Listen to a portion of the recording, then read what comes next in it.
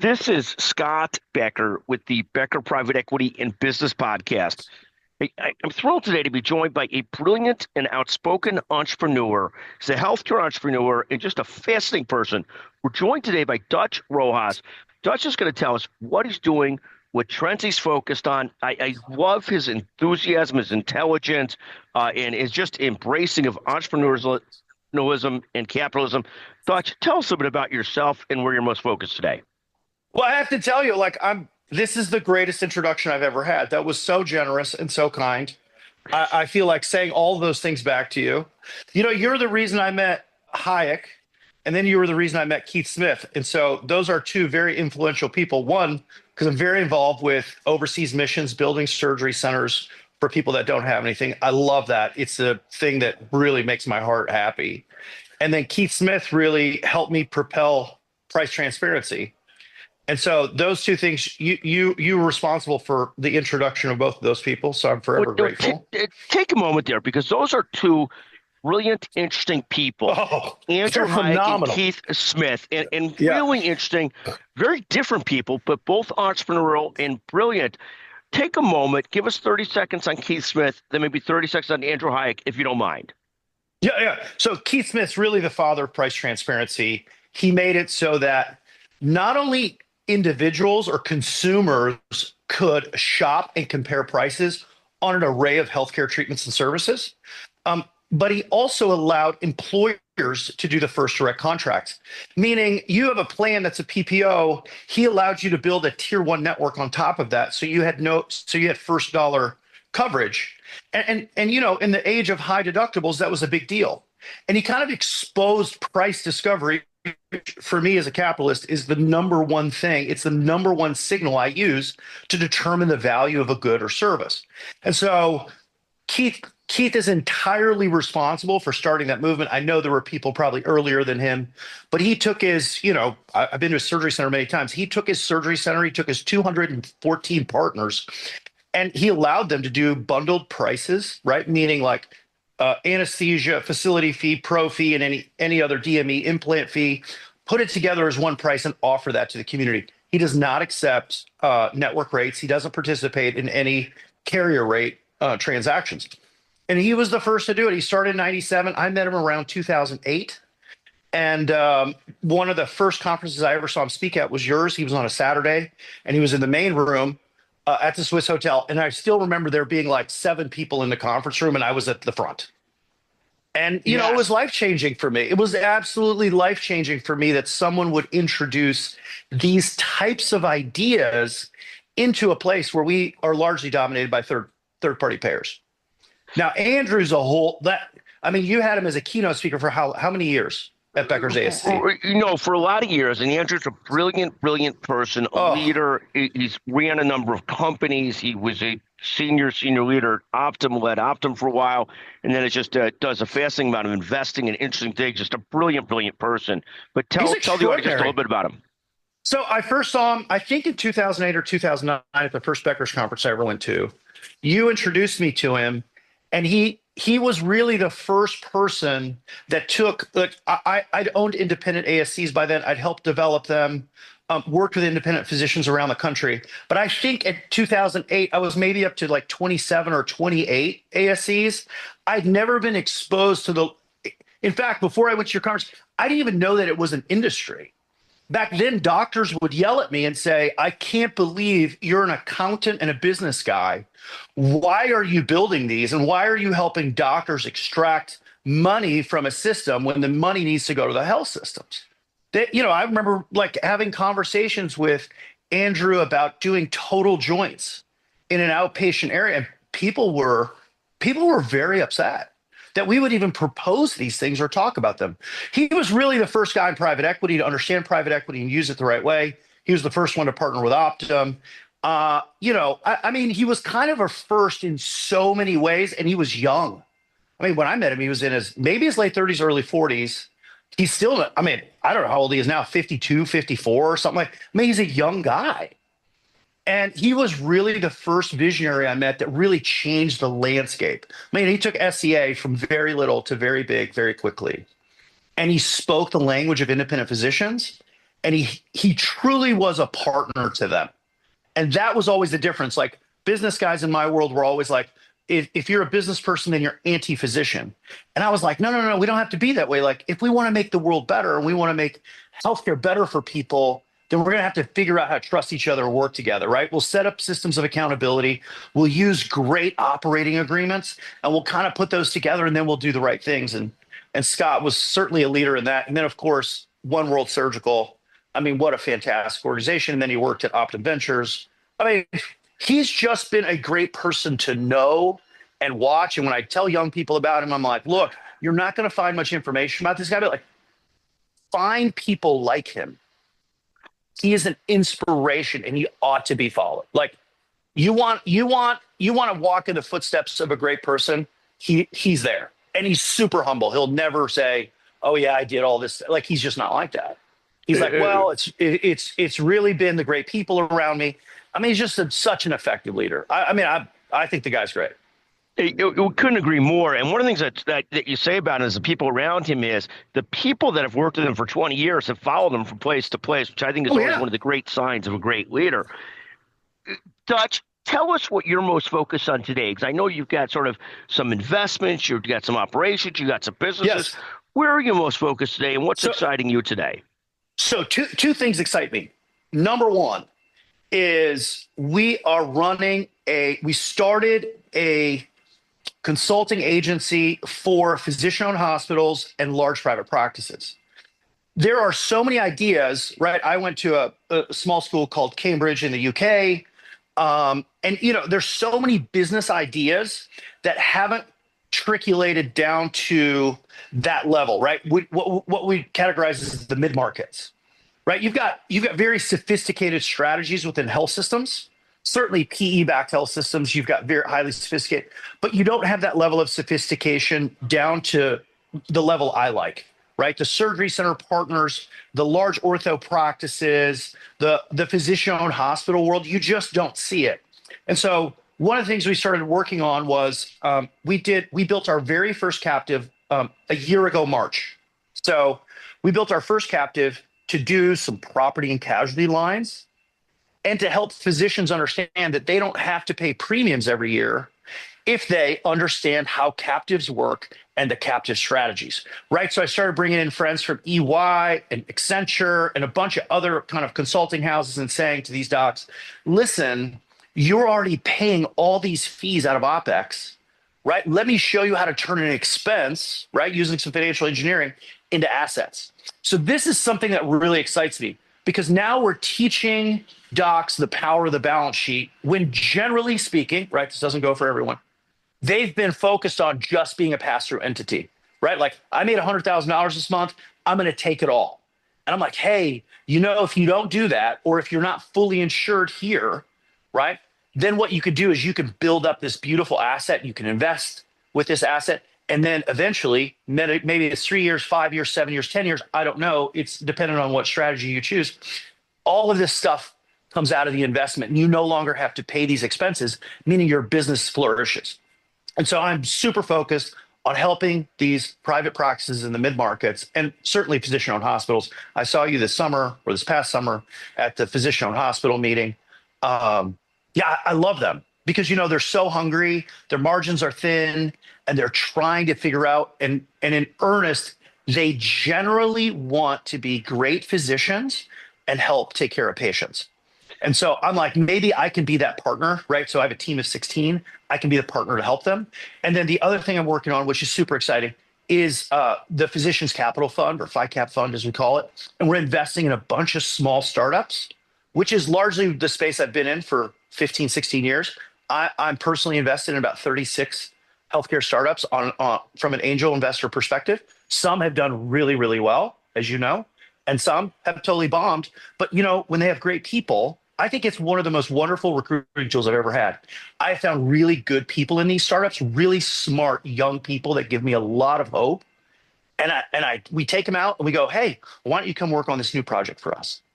And on the other side, we're getting a chance to really help physicians build some true equity, right? They've always been W-2 labor people. Even if they work for themselves, through an LLC, it's always been about their labor in their hands. And so it's like, hey, guess what? Let's build a portfolio. Here's where we can help you. This is what private equity is. That's not me. This is what venture capital is. This is how venture capital works. This is these types of opportunities that you can be an investor in, and they have asymmetrical returns. And so, Scott, this has been just an absolute fabulous deal. I think you had Dr. Paul Slosar on it, who was my co-founder. We have 8 GPs, all docs, right? Just in an array of wonderful specialties from OBGYN all the way to ortho. And like, it's just, I think I'm turning 50 this year and I'm having more fun than I've ever had in my entire life. And talk about that for a second. I'm going to come back to something else because there's so many topics that are fascinating to visit with you about. Talk about turning 50 and maintaining the energy and motivation. I mean, I'm blown away at the positivity, the enthusiasm. You're opinionated and smart. Talk a little bit about maintaining that energy flow and keeping it going and maintaining that momentum. And what do you do to take care of yourself to do that? Well, look, I think it's really tough. Like I have 2 small kids, 3 and 7. Like most professionals, I'm on the road Sunday to Wednesday, Sunday to Thursday, pretty much every week. And I think this whole Maha movement to me is super exciting because it's finally saying to people like, hey, you can be healthy, right? We're going to empower you. And more importantly, we're going to enable you to be healthy. And I love that. So look, I don't go out to dinner with clients anymore. Like when I'm in Chicago, right? I really want to go to dinner. I might go to dinner one night out of the 3, but I won't go with clients to, most of the nights. I'll go back to the hotel and I'll go to the gym. And look, nobody wants to do these things, right? Like I'm not a gym rat by nature. I don't think it's fun, but I did play D1 soccer, right?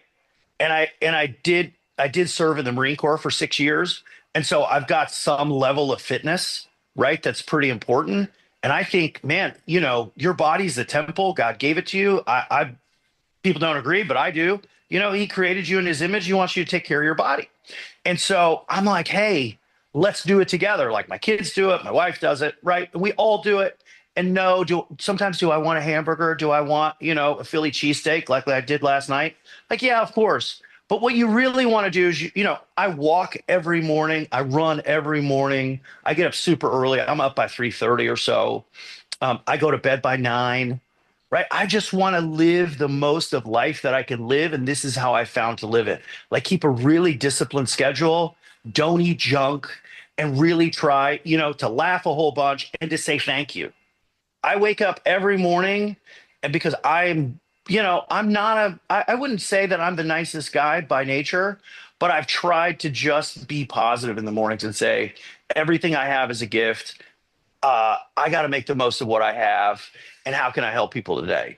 Now, I fail at that a whole bunch, as you know, because on Twitter or X, I am as transparent as it comes. And sometimes I kind of get into it with people. But, then I got to forgive myself and be like, okay, dude, like apologize and move on, You know what? Life is great fun, and it's healthy to be in the game. It's far better to be in the game than not in the game. And if you're going to be in the game, you're going to have some of that. So God bless that. That's right. I love this concept of people don't realize there's a growing careers, there's a doing careers, stuff like that. The client dinners, the lunch meetings, those are in the big scheme of things. You got to do some of them. There's this one guy that says never eat alone. It's his thesis.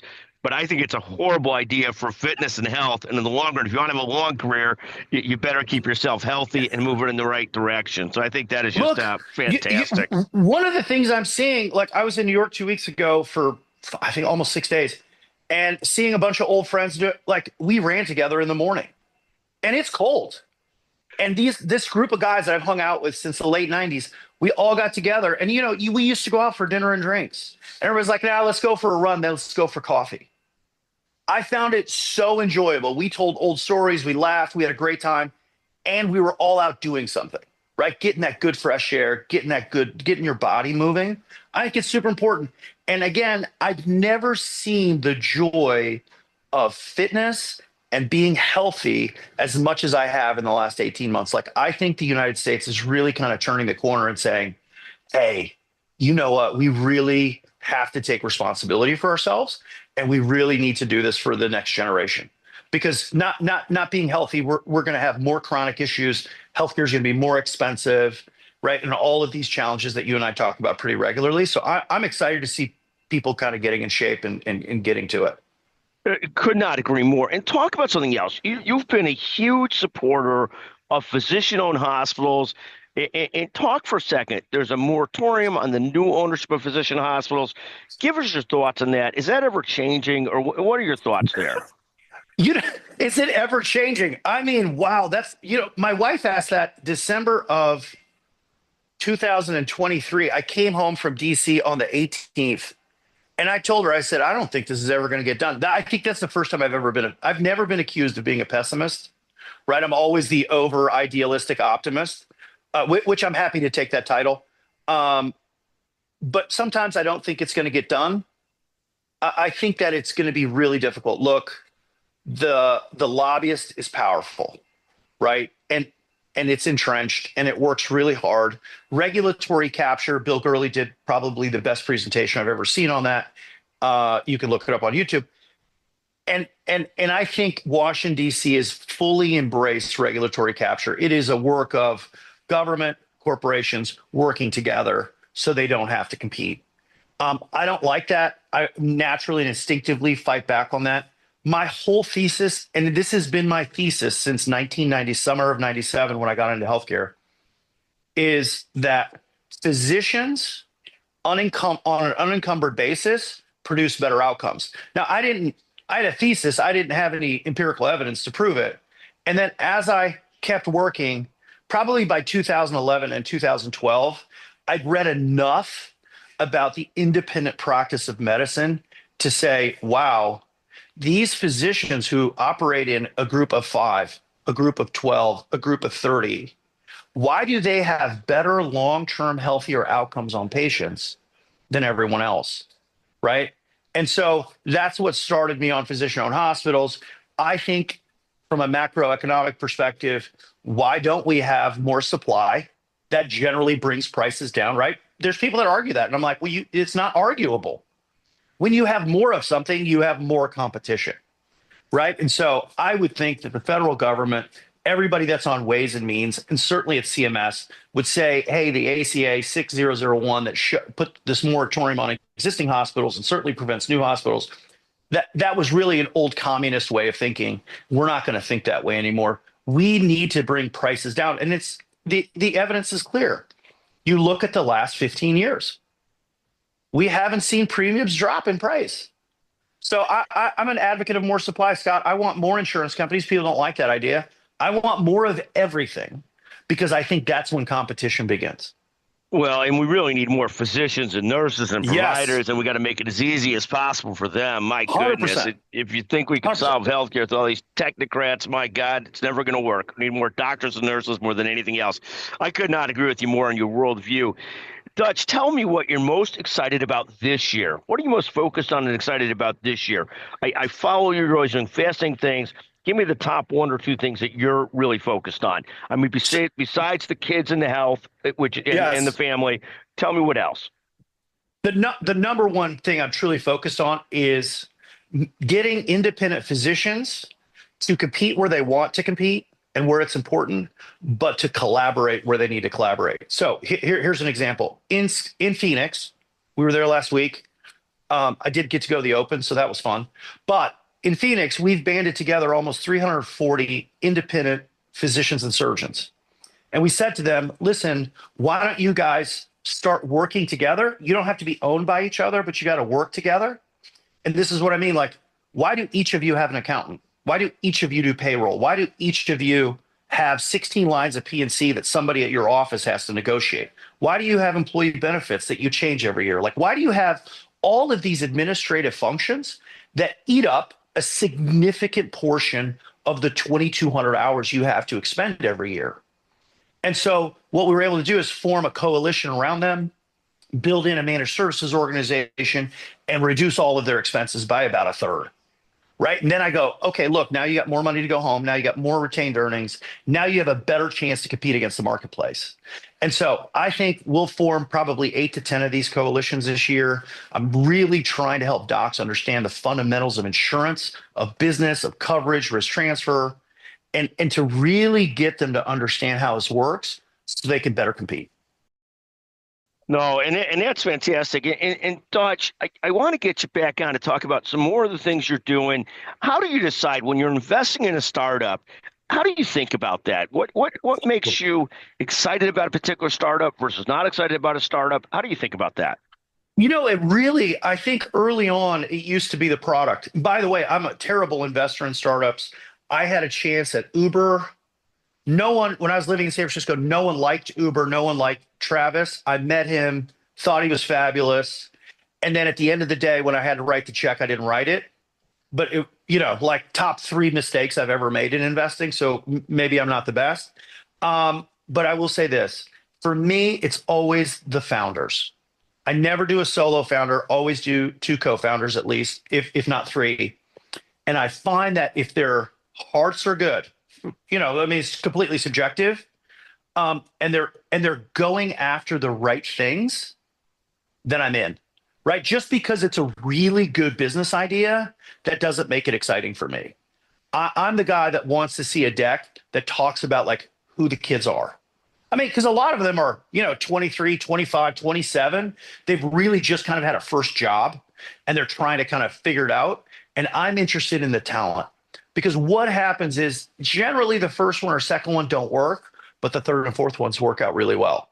Our little company has made a significant amount of money, well over $100 million, just by investing in great personalities and great people. And so I'll always be a culture, people build person first. And then secondarily, like, how can you execute and deploy this plan? Couldn't agree with you more. Couldn't agree with you more. I love that. Always it's sort of people first you and have great business people. second. Well, but I think that's everything. Tremendous people. Yeah, it is. To me, it is.